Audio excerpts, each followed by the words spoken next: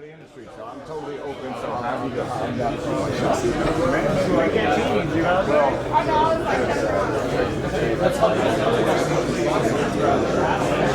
And also, this is even if you know it. Alright guys, please pay attention real quick. We're going to get started. First of all, I'd like to thank each and every one of you for making this happen. Thank you. My main event coach, Trevor, thank you, sir, for coming out.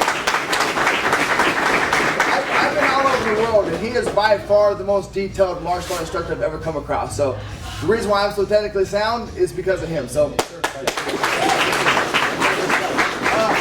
here's to start off the seminar with the professional hand wrap, and you can take it from here however you want. Yeah, so this is going to be just a tape and gauze. I'll kind of go through the specifics of how I do it. I have like 10 different wraps that I do. The main thing is if you're coaching and you're wrapping people's hands, I would just recommend getting athletes and trying it and doing it over and over and over. I am a true believer in professional hand wraps. I'm not a huge believer in hand wraps.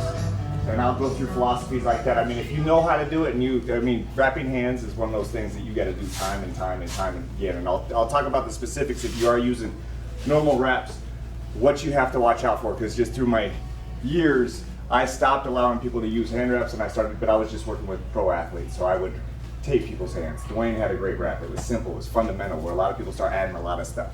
The more things you start adding to your hands, again, changes the weight, changes the position of the hands. So going into the professional hand wrap, I feel like everybody should be doing this and learning how to do this. Again, it's structure, it's support, and if you do it right, it's going to help you produce leverage where you believe you can hit through a wall. But when it comes to professional fighting, you got boxing, you got kickboxing, you got MMA, so understand the wrap on size. Big wraps necessarily on the knuckles is not a bad thing, and like kickboxing, I remember you had like 6 ounces when we fought in Japan. Yes, yeah. These Reyes, Small 6 ounces, sure. you couldn't even lace them together, they're so tight. But if you pack a lot, it tightens up the leather, so when you squeeze your hand, it becomes like a brick. People are like, well, doesn't more padding cost more? Like padding, no, it just makes you be able to really pack the glove really good. MMA, same thing.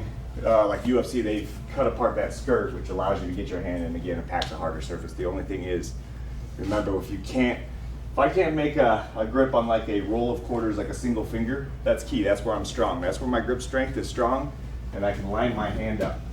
If I start getting too much material in my hand on top of it, let's say you're using it in the gym, plus your glove, you start to get this because of all the hand wrap you're doing too many times around the hand.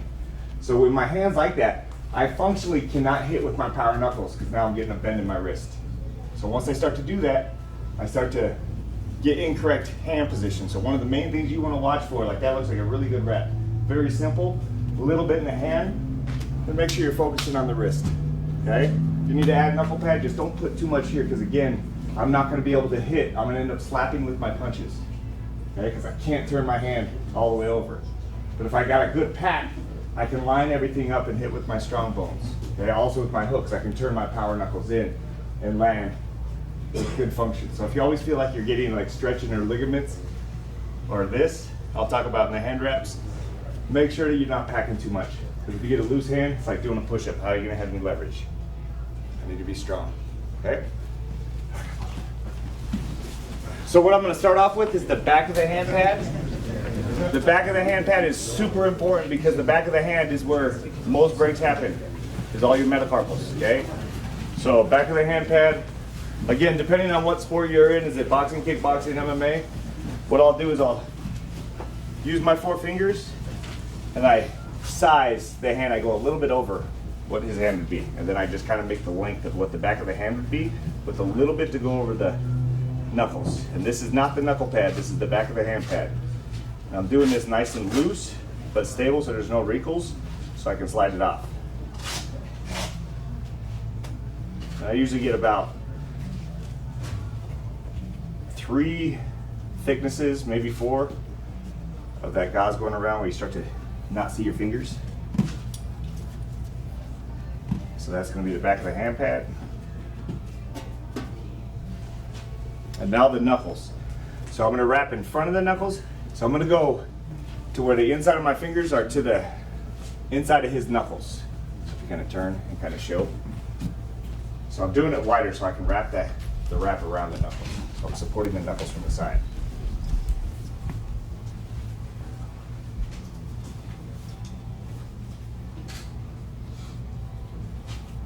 I'll do this, 7 or 8 times.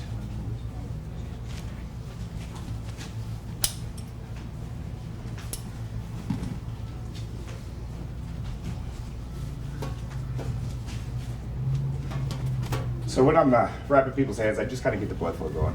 A lot of times you're going to feel, when you put a wrap on, it's going to feel like it's cutting the circulation off for them. Start their hand out for good circulation. After they start to sweat, move their hand around, it starts to break in and get a little bit looser. But you want to start it tight, but not too tight. I'll talk about the areas we need to tighten up. So go ahead and open up your hand for me. So what I'm going to do is I'm going to start back of the wrist. Go 2 or 3 times around. When I'm doing this, I'm going, again, tight enough where I'm not cinching it, but not getting any wrinkles. Across the back of the hand. 2 or 3 times around the knuckles. If you notice, I go up to the pinky, that second bend in the pinky. I'll come back behind the thumb, pulling the thumb in. And what I do on this next step here, I just get kind of one layer where I don't see any skin. What I do here, and this is again, depends on where you're fighting.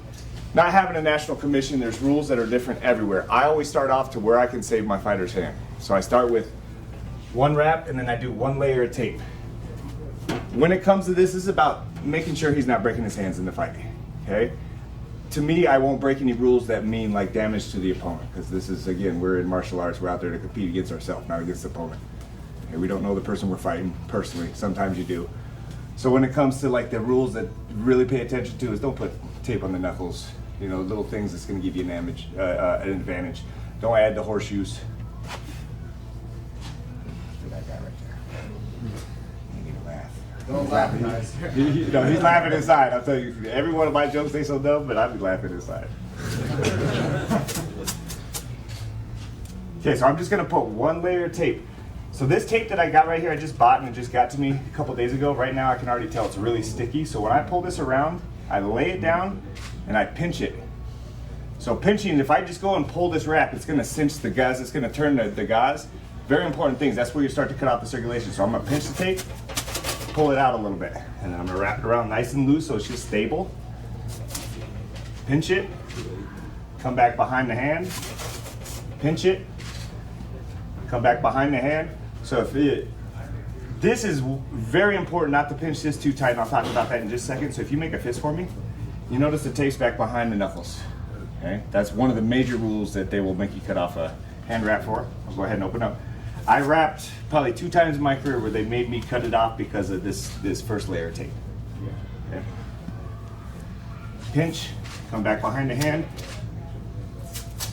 I pull from behind the thumb, start at the wrist, pull and kind of tuck the thumb in, little tight, and then loose. And then I pinch, and then pull tight. Now I'm just going to cover up these 2 little areas with 2 strips. Again, when I'm ripping my tape, very important, again, that pinching of the thumb. Okay. Now I'll go into the wrap. So now that's just kind of my pre-stabilizer. Again, nice and loose. If I'm going to pull tight in certain areas, I'm still doing the same thing I did with the tape, pinching and then pulling. So now I'm going to start with the hand pad. The hand pad, I go up to the middle knuckle, about right here. That way I got room to roll my pad and get a little bit of knuckle stability. So I bring it around, come back behind the thumb 1 time, behind the wrist, and then cross the hand 1 time. So what I'm gonna do here is you go ahead and make a fist for me. As you see all this flat blade right here, like a visor for a hat, what I'm gonna do is I'm gonna fold it and pull it down to where the knuckles end. And I'm bringing this wrap in front. Okay, so what I'm doing here is I'm just kind of pulling this pad in, but to me this is the most important part of the wrap. It's the horseshoe. It's the piece that stabilizes the bones from the side. We're coming around this way all the time, but we want to bring these metacarpals in and not give them any room to flex. Okay, so I come from 1 angle in the front and then back behind the thumb. 1 time around the wrist and then over the top of the hand. And when I ask them to open a hand, the first thing someone does is open as far as they can. It's probably like the common rule you hear is open your hand all the way so you're not getting a loose hand. I hold it in a position, so I'll go ahead and open your hand. And then I'll come around one time, nice and loose. And then back across the wrist. Okay, go ahead and make a fist. Now I'm gonna take my knuckle pad. I'm gonna lay it in front. Pull it around the front. One time again, same thing behind the wrist. Nice and loose, go ahead and open. And I leave that visor there. And then I come back to the wrist again. Go ahead and make a fist for me. Now I fold it up and over and pull it again. So you'll notice how much this sticks out compared to this. This will help you, even if you have a glove that's in this shape, which most gloves are shaped this way. This extra pad is going to help you still be able to land with your power knuckles. Okay, if you're not putting a lot of pad in your knuckles, you're going to end up slapping with your knuckles. If you're using like a professional kickboxing glove or professional boxing glove, it's very important you get this space, so even if your hand's in this position, you're still getting that power knuckle contact. Underneath the wrist, cross the back of the hand one time. Again, loose. I'm going very loose now, because now I'm pretty much just going to tighten everything up with the tape. This for me.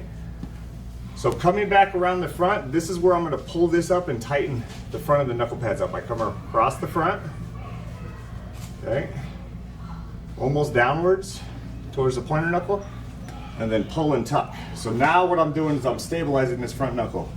In MMA, this is the #1 break, is this second metacarpal.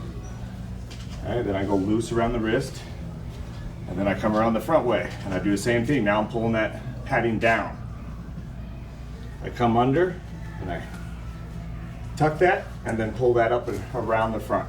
Okay, giving a good stable behind the wrist, and then loose underneath. Okay, now I just kind of cleaned it up. Now I go just in front and in front again, that horseshoe. Now it's just easy wrapping. I'm not pulling. Go ahead and open. Make a fist. I'm going to tighten just this top part up, so I'm going to pinch. Pull down. Go ahead and open. Leave it in position. The nice thing about gauze kind of grabs itself. Make a fist. Pull tight. Go ahead and open.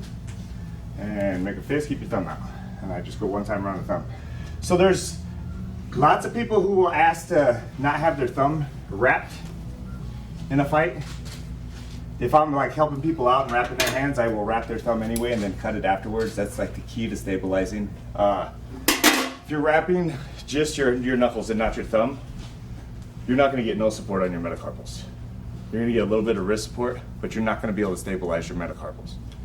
Having something to grab a hold of and stabilize all those bones is very, very important. So think of that when you're not wrapping your thumb. I understand it's good to have your thumb position, but it's going to help you stabilize your hand, just being able to wrap the whole thing.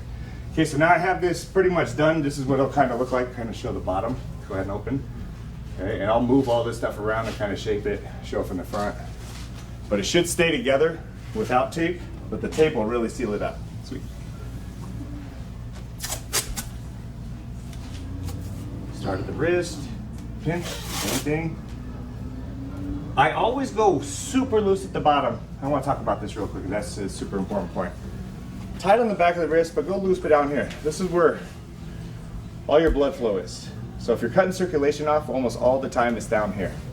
Okay, so if you're tightening up there, you're gonna really start to get the purple hand and get like the Ace Ventura when you're throwing shots. Another one for you. That was a good one, man. Unless you guys like me, man. That was low level. All right, so loose across the bottom, cross the back of the hand.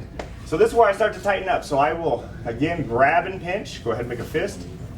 And now I'm gonna pull tight on that metacarpal and then totally relax, okay? Totally relax as it goes underneath. Go ahead and make a fist for me. So he's almost grabbing it. I grab it, pinch, tight. Go ahead and relax. Go ahead and make a fist, tight. And now I'm just gonna rip the tape. So on the bottom now I'm gonna start to shape it. So I'm gonna pull this away from his palm. If you can't get it away from the palm, let's say it's starting to go a little bit too much over, you'll start to get cleavage with your hand. Okay, so we don't want that cleavage, because again, if I have a round hand, if my hand is like this, that's where a lot of injuries are gonna happen, where you get this round shaped hand. You want a flat line in your knuckle where you feel like you're grabbing like a pen or pencil instead of like a round shape. If you're feeling that, you're gonna have to trim it. And there's ways that you can trim after you've already wrapped to kind of help. So I'm pulling that away. Now what I'm doing is I'm pulling gauze from the bottom up and out past the crease in the hands. This is again a very important point. And I'll talk about that in just a second. Okay, so once I get that shape right with my scissors, I'm trimming right down the hand line of the shape of the hand and then underneath the thumb. Make sure when you're doing this, guys, that you pay attention. There's a web in there. That it actually happened in De La Hoya's fight. It was one of his fights where one of his hand wrappers cut his web before he went out to fight. He talked about it afterwards. That nasty too. Okay, so I cut those two pieces. What I'm doing there is making to be able to give him that handle to hold on to. Okay, so what I'm going to do is I'm going to pull that and tuck that under. So if you notice, I just moved his hand wrap up. So his hand wrap was here. There's no grip there. You can't grip with your palm. The grip is on that finger line. That's where your grip is. So if you think about grabbing something, this is where your grip is going to be the strongest. If your grip is way back there, again, you're not going to have no packing. So we want to be able to pull that packing up to that line. And the reason why I pull these up, I'll show right now, is when I take my tape and I put it between the fingers, one thing I want to do is kind of slide the tape to pull that piece in between the web and then tuck. And the reason why is when you start to wrap here, you get these little webs in between your fingers, and that's like one of the most annoying things. Yeah. Anybody's had your hands wrapped, you've felt that before. And the thing is when you start to make a fist or you turn your hand over, the worse it gets. So you almost want to start punching like this. I mean, it looks good to hit like that, but. So I pull it, I get that tape. I'm gonna kind of, you might want to stand up for me. Yes, sir. Okay, so I'm just getting that to pull where it's putting pressure here, not in between. That makes sense? Thank you. It's like a leash, right? That's right. Okay, so I'm pulling down. I'm also pulling with this so I can get that in that grip. So when I ask him to make a fist, go ahead and make a fist, he can feel that handle where he's gripping onto. And then I'll turn it over, roll it just back and forth. You're in Colorado, so I'm sure a lot of you might be trying this. Okay, so I grab the wrap, I find out where the inside of those knuckles is in between. So separating the knuckles, pulling down on the wrap, and then no pressure until I get, so I don't want to pull pressure up into that web. I'm pulling that wrap down, and then I'm pulling back on the hand. So I'm separating. This is something I want to, does anybody know why we do that in between the knuckles? Anybody have an idea? Prevent compression. So 100%. So thinking about like how the hand is, again, flex in the bone is what causes the break. As you can see my boxer break there. You have these bones here. If we're just crossing the back of the hand, you have lots of movement. So if your hand's moving all over different directions, you're gonna get a lot more easy time to get a flex in your bone and get that fracture. So if you notice, we pulled the pocket up on that pad, kind of sinking that knuckle in. This piece here is separating these two bones. You've got ligaments that run in between, ligaments and tendons in between your knuckles. So a lot of times if you hit, like MMA is a different range. So if I'm throwing punches here, overhands start to become lead knuckle. Like in boxing breaks is because I'm at a closer range and my hooks are short. So I'm landing with the outside of my punches compared to like an MMA range where you're reaching with shots. If I'm reaching with hooks. So that's why a lot of times it's the second metacarpal in MMA. We want to keep our bones from getting that compression and hitting ligaments, and then also allowing flex. Okay, so making sure we separate the knuckles. Go ahead and turn it over. What I do is I grab it again, pull it, keep that space away, grab the tape, kind of get a grip of it. I'm pulling down and then tuck. And then as I'm pulling the tape, I'm pulling this with him to get him right on that line so he can make a grip. Now I can hold it in place, go ahead and turn it over. Now I'm kind of loose. Roll that up, find the separation of the knuckles, pull the wrap down, pull and push back. Now I'm pulling that middle bone away from the front knuckle. Okay, so I'm crossing. Turn it over. Same thing, I'm gonna pull that in front.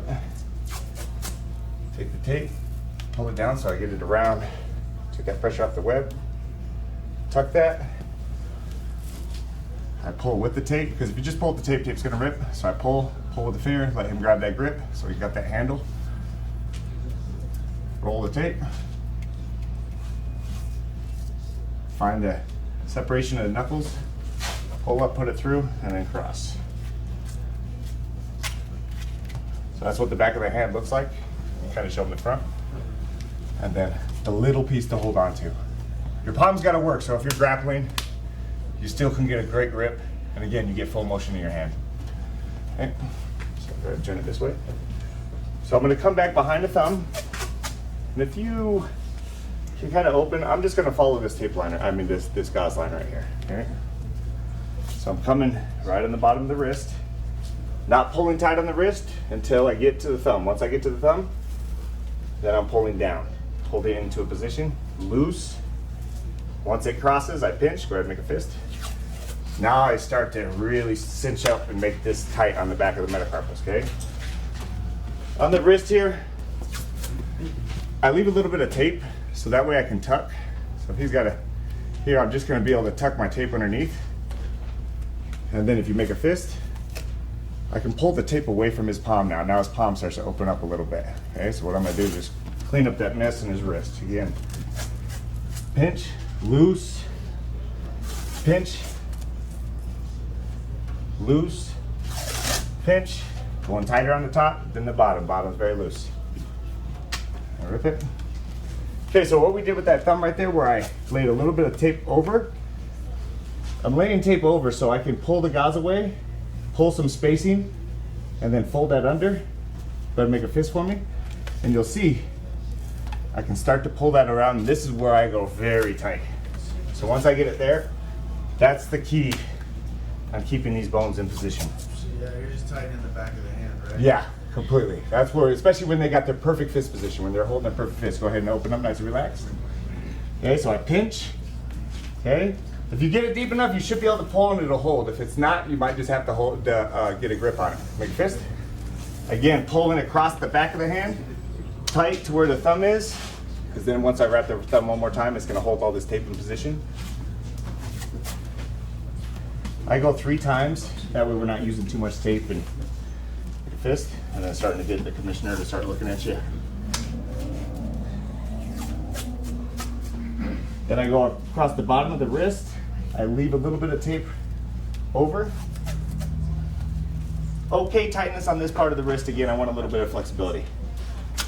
And then I rip that. So if you show a high five to everybody. So there's a little bit of tape over the edge. I'm gonna snip it in the middle. That way I can roll it underneath. And again, one thing that happens once you start to sweat is tape starts to become less grippy. I just like to tuck everything in and make sure it's not gonna come undone. Okay, if you start to feel like you get tight here, we can always add the scissors. I'll pinch and just add a snip where they go, oh, now you can open your hand. If you went too far up the palm, you can always trim a wrap. If you get too tight here on the sides where they're like, ah, it's really hurting my bones, you can always go up the middle, up the side, and snip to release, and then add another layer of tape that will kind of clean it up. So if you get too tight, you always talk to the person you're wrapping up and ask them how it feels.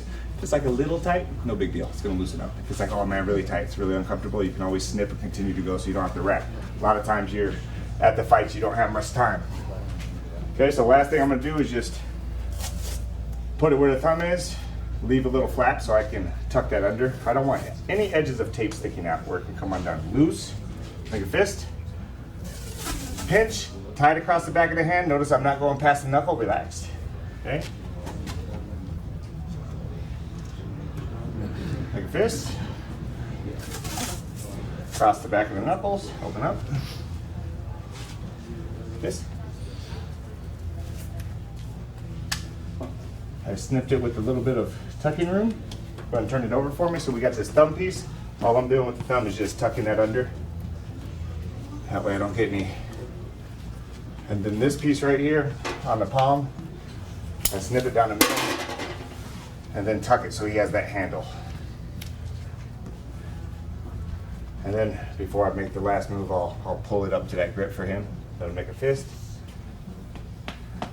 And then if you have a good wrap, Usually people start, Dwayne used to always start shadow boxing once he got his hair. Right away. At Strikeforce, he was like punching concrete. I was like, damn. Test it out. That's how strong it feels. Who would have thought this many people would show up to watch another man give another man a hand job? Yep. That's what I get paid for. I am now a little weirder to you. All right, let's go ahead and wrap up. Get your gloves on. How's it feel, Costa? It's amazing. It's tight. There's like, I just want to throw things. I do.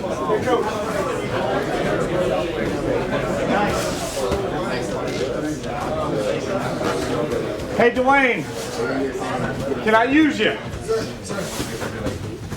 Today, what I want to go over is just really understanding like the fundamentals. Like he said, I love the technical part. So these ain't gonna be like long combinations, stuff like that. I want you to kind of understand how are you setting things up and how are you thinking. Today, I want you to think like playing pool. Like when you're looking at a shot, looking at a bank shot, how are you setting up the angle to it? That's good. Yeah, bang shot. Well, we got dropped. Got dropped the word. So, Which is good. understanding how to set up these angles and set up positions for me is key. I want to start with the footwork and then we'll go into understanding the angles. A lot of times we're taught lead foot closes the gap. Yes, common sense. I don't want to be like walking over my feet. But the lead foot is the most dangerous step to use going in because that's the counter step if someone's stepping. If I got someone coming towards me and I got his foot moving, once he's leaving that foot, he can't do nothing until he gets it to the ground. I can't punch with my foot in the air. So it's the easiest punch to counter or to make him turn himself. Again, if I'm bringing him in and I got his foot moving, that's where I can start to create angles where he's off balance and time his foot. I want to talk about the rear foot today. Understanding the rear foot is key on closing the gap and key on being precision on taking angle shots. Like how do you set these shots up? So if someone throws a jab at me and he's throwing at my face, okay, how do I close the gap without coming into knees, coming into uppercuts, where a lot of times we just step in with our lead foot. So if he throws a jab and then as he pulls it back, I'm coming into his shot and I'm coming into his power. So if he's throwing something behind it, I'm gonna eat it. So what I like to do, and you've seen Rose do this with Joanna, is when he throws a jab, I pull, my foot's in deeper, now I can go through his pocket with the power shot. And meaning that is if I leave my foot here and I pull, boom, when I throw right hand, I'm in his power. His power is his hula hoop. If he puts his arm out like he's holding a medicine ball, that is where he's gonna hit the hardest, okay? Dwayne's uppercut right here in this space is gonna be the hardest. Okay, his hook's gonna be the hardest. Everything that he throws in that pocket of that hula hoop is gonna be where his power is. So understanding someone's center pocket, their hula hoop, go ahead and put that up for me. You can play range and I know I'm safe here, okay? Danger here, okay? If I start to come here, he's gonna turn his hula hoop. Now I'm in. So understanding these different spaces, just so you guys can understand range. Like I wanna start with range, then rear foot, and then get into that precise shoot. From here, I'm safe. Safe, okay? So this is safe zone, this is our C zone. B zone, danger zone. A zone, safe zone, okay? Sure. So into the footwork, all we're gonna do is understand our basic hip shift to use our rear foot. I get a question asked a lot when I talk about shifting. Shifting, they're like, well, shifting is like this. That's positional shifting, so that's like the step up. So understanding basic boxing shifting is this. It's where I'm using my shoulders, you know, that little bounce. Shifting my shoulders, and that's timing. How do you time people and play range? So this is a basic hip shift. When I play a hip shift, as I'm doing this, I can close the gap. As my head looks like I go away, I get closer. Now I can fire shots off and through. So he throws a jab at me, I play a shift. Notice my foot went back. He throws a jab, shift, shift. Now I can close the gap. So we're gonna start off with just that basic shifting of our shoulders and rear foot. As he throws, I shift, put weight on it, and I come back. He throws it again. Third one, I close. So my foot's going in. Okay, so let's go ahead and partner up.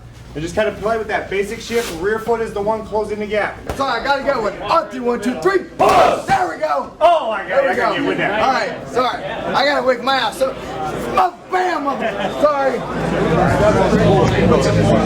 Again, like that can draw someone in. So if you're jabbing at me, I can draw you in. Draw you in. Or make you think they are submit. He's running from me. I'll say, oh shit, that. Who there? Basic fundamental. Just to kind of understand the leverage and just from an athletic standpoint. It's gonna feel weird. You're gonna feel a little off balance because it's a new motion. Like when throwing a ball, if I throw a ball with the foot behind me, I'm not gonna throw that far. Think about shuffling to throw a ball. That's what we want to feel like. So if I want to throw something hard, it's like a bar fight.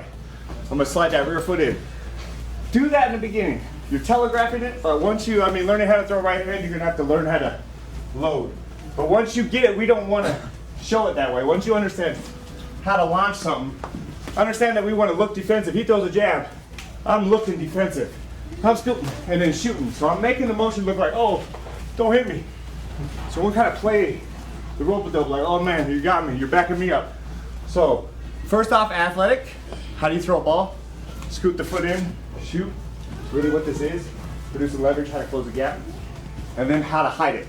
Once we get that motion down and you're doing this, people are gonna read that. How do you make it look defensive and then shoot where you're not loading your shoulders? So ask the question. So when you lean the back and bring your rear foot in, Scooting. Okay, yes sir. And make sure that when we're scooting in, guys, if I bring it past my hip, again, very important, if I bring it past my hip, I can't go backwards. That position. I've got to have it underneath me, so if I'm using my foot, I can still go backwards. If I slide it underneath me, I'm gonna fall. Weight's on me. So make sure your hip does not go past here because you're not gonna be able to step backwards. We want to be able to have that foot to move if possible. So when you're playing that step, that's what hides it. You grab it, boom. But you also have the hip to slide if needed. Yes sir. Make sense? I know it's a lot of technical stuff, so again, for you guys that are just getting into this, think of throwing a ball. Guys that are at a higher level and can make this happen, understand how to make it look defensive. Are you blocking? Block, oh shoot. How do we get close when people are trying to stay rangy? Like a guy like Zach, big rangy guy. How do you close the gap? Sweet, all right, back to it. On 3, 1, 2, 3. Okay, so just understanding the rear foot, that was a drill, just need a drill over and over. Okay, now we're gonna start using the angle off the rear foot. So we're gonna simplify it a little bit. So if he just puts his jab hand out for me, a lot of times in this position, right foot is key to landing the right hand. If I go to throw a right hand here, off of this line, my right foot's on his left track, my left foot's on his right track, so on train tracks, okay? If I take my lead foot off and try to throw across, it works, but you miss your hip leverage. And what I mean by that is if I step too far out, I'm going away from my hip. My hip drive is over here. Okay, so key of being like on the fence where I'm on this line right here, it's great because I get that push. I lose leverage when I'm too square, but good for hooks. So just kind of understanding leverage. Sir. When I'm on these tracks, if I take my left foot out, he's got his jab out, I can land an inside right here, but I'm losing my hip leverage. Okay? And what I mean by that is my start of my hip leverage. I always want to be outside the rear foot anyway because of low kicks, because when he throws a right hand, I'm not going to be able to stay on the tracks and throw a right hand. But the key is the first drive. Hitting hard and producing leverage is using the ground before you use rotation. Thinking about leverage, push is our number one leverage point. I'd say about 80% of our punch comes from push, then finishing with rotation. What I mean by that is try to go up to a bag and just rotate with your core and see how far you can push it. But get a bag and then push with your body and then release, and you'll be able to release the bag away from you. So we gotta have drive and push so we can release our hip. So if he's got a jab out like that, all I need to do is take my foot behind my foot here, and now I can drive right up the line where my right shoulder is now lined up with his head inside of his punch here. So if we do this again from here, if I'm on the track, my shoulder's lined up with his left shoulder, my right foot with his left foot. I throw a right hand here, it's gonna be very hard to get it inside. Okay? If I take my foot behind, boom, now my shoulder's inside. Now I can shoot right up the middle, still stepping outside of his punch here and getting all my hip leverage and my head outside the line here. Does that make sense? Lead foot only. I can land it, make it work. My leverage and drive is going that way. So I'm focusing just on rotation, where I'm leaving the target. So a key here is when someone's jabbing, I like to lean over this direction a little bit, almost set their jab up towards my rear shoulder. So as he's doing that, and he throws a jab, I'm setting it, boom, where I'm carrying the foot up and I'm giving him the target over here. I'm making him open his shoulders. Does it make sense? If I was over here, I'm making him close his shoulders. Might be setting up a hook. Okay, so understanding the shoulders, we gotta use these tracks and know the rear foot is the key to the lead. It's the setup. It's the angle, it's the pull. Can my shoulder shoot a laser beam here and land clean on his head? Playing pool, how am I gonna make that shot happen? I can do it here, but does it commit with my leverage? No. Okay, if I do it here, oh, I got a straight line right inside of it. Boom. Make sense? So, yep.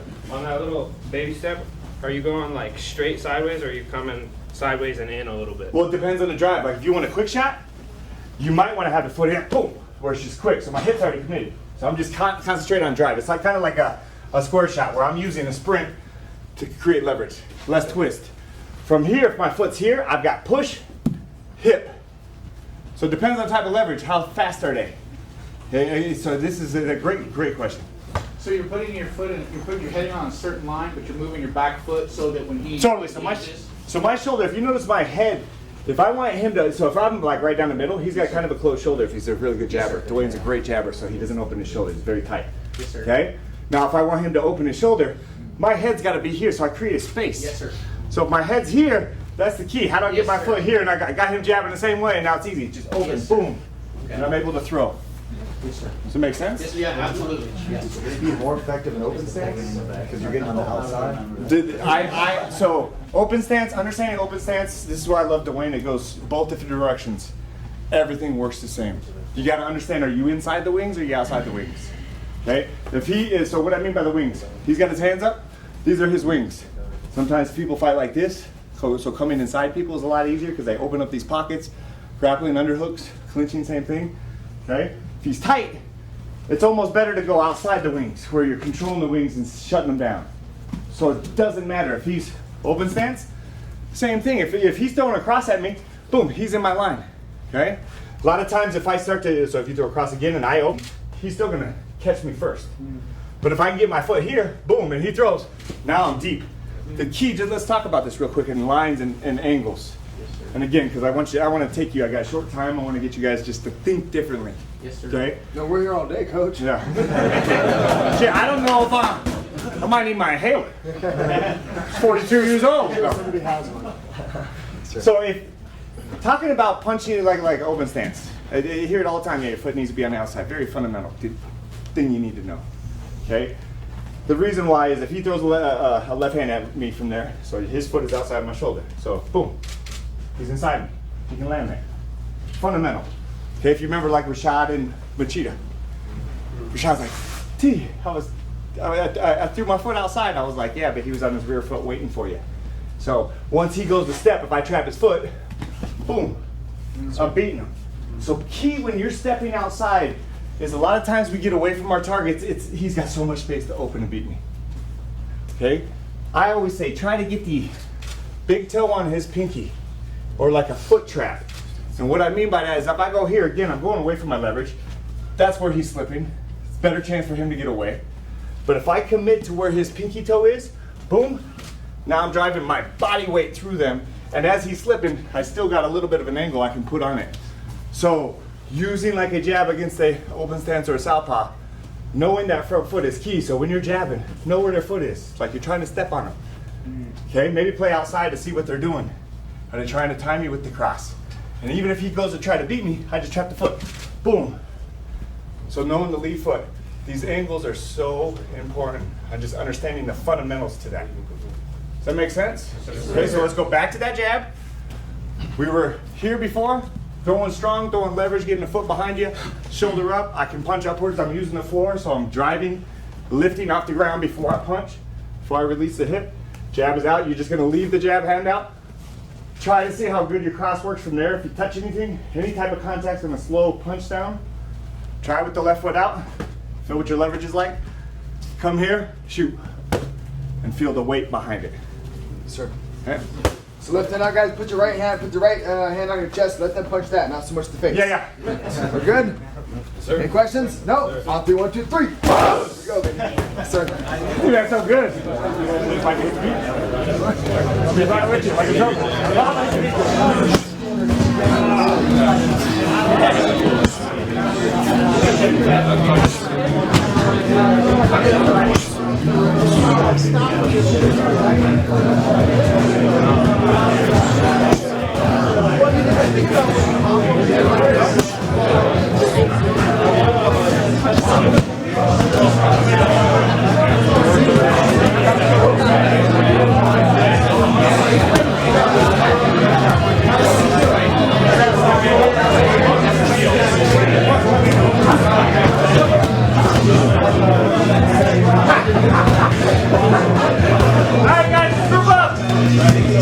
Okay, one more thing to talk about before we move on into our next thing, and I'm just going to talk about this.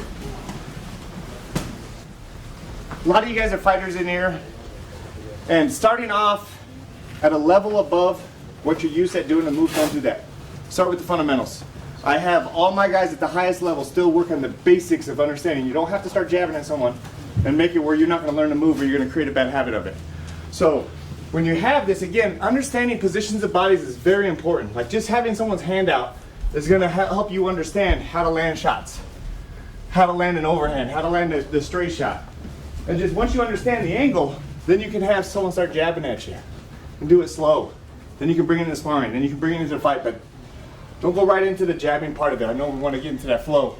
This is super technical stuff, so you want to be able to take this from him and then into a bag, where I look at the bag and I'm playing the bag and I'm not showing my motion. Because if I start to show it when I'm doing this, he's going to read my motion. He's going to either pivot out or read my shot coming.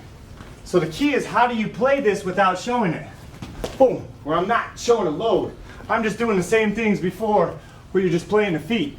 So once you take it to the bag, it starts feeling good. Then you say, all right, someone jab at me. Now I'm starting to understand. I feel like I'm not moving a lot, doing it in front of the mirror. Am I loading the shoulder before I'm throwing it? To understand the foot where you're not overthinking, I talked about a ball, throwing a ball. It's very similar to throwing hook, low kick, stepping off, it's right foot, taking an angle. So if you're like, it feels weird, sometimes bringing another combo in between each move that you do with it will make your hips start to feel better and your foot move better. I always talk about athletics, like, well, how are you going to get to that move quicker without going, gosh, it's like dancing. I can't dance.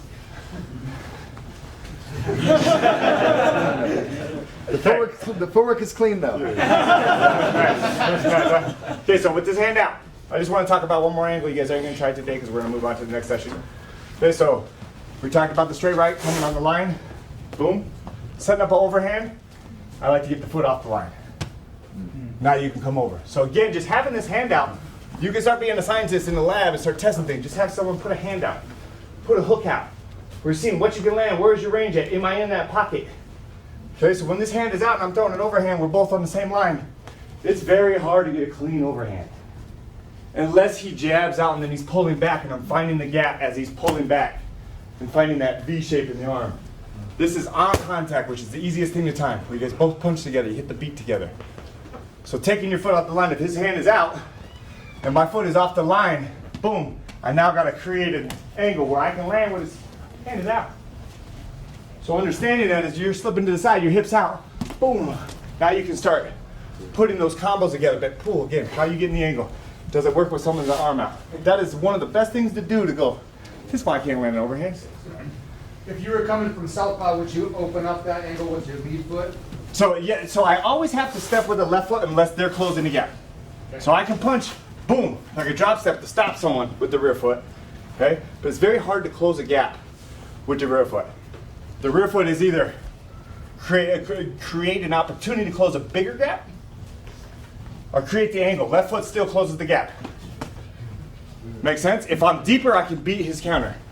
If I punch from here, it's very easy for him to time me. And kickboxing range and MMA range is way different than a boxing range.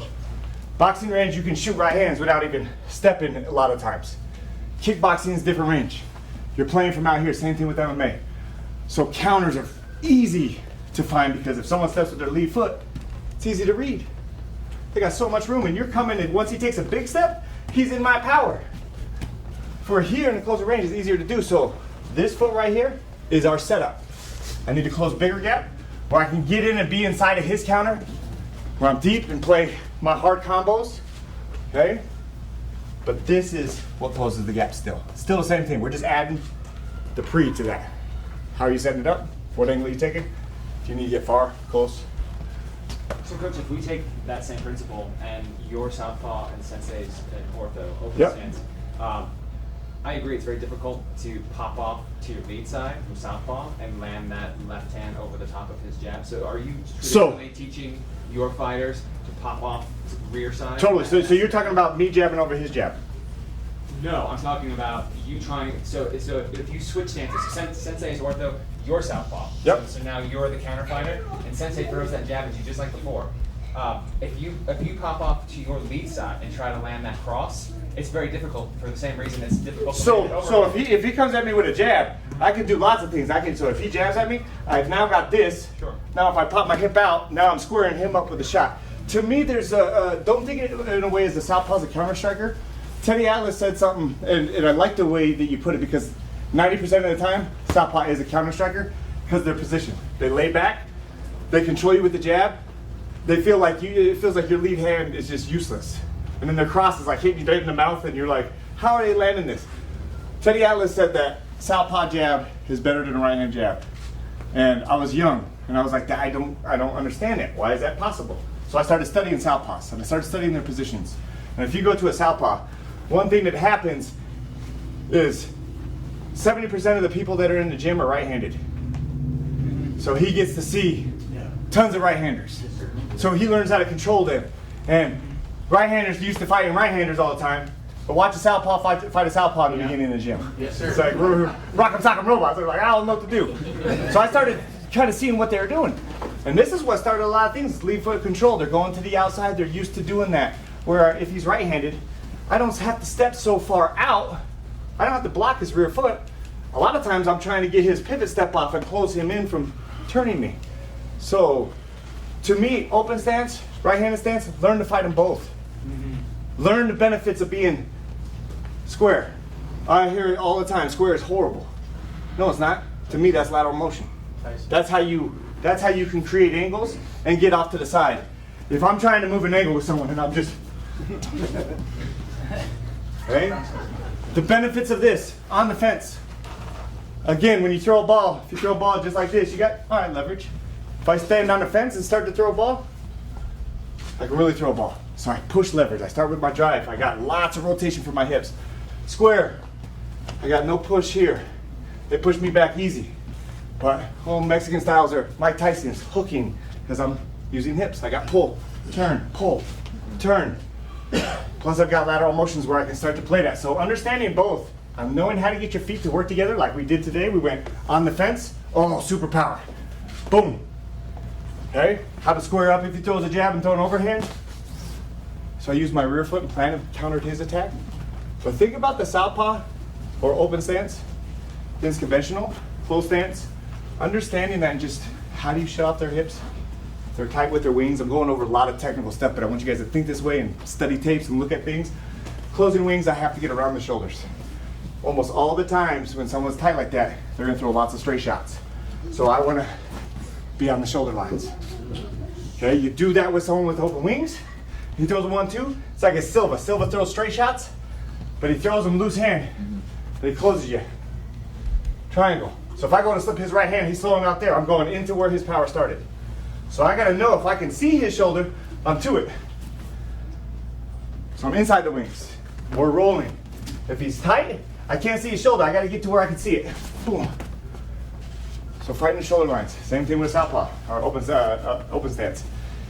Right here, I can't get around that shoulder, but I can make him close his shoulder by stepping over here. Now he wants to hook. Now it's easy for me to close that gap. So again, just understand the fundamentals. You gotta be able to trap the feet. Don't get too far away from them, okay? This right here is very great to start making people uncomfortable and trapping their feet. Angles are great, too big of angles, people read. Shortening angles is quicker, more speed. Study just that technical part of it. Flowing with lots of combinations is great. Get on a heavy bag.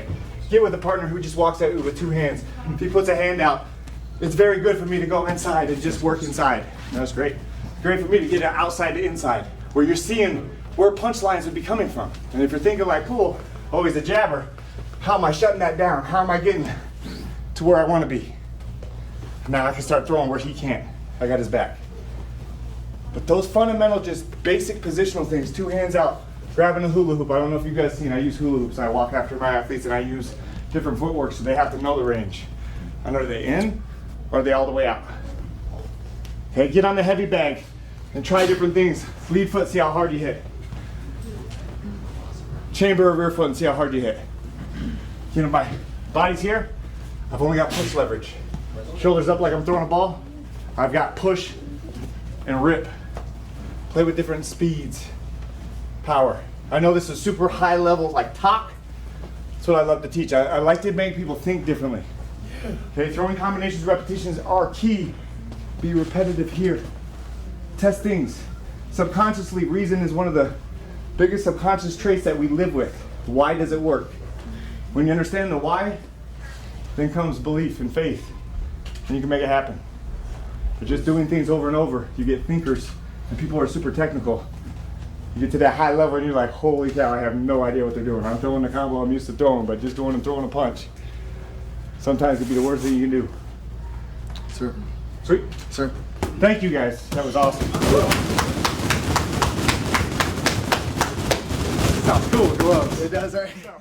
Buzz! There we go. Oh, I There we got go. you with that. All right, sorry. I gotta wake my ass. So, bam, sorry.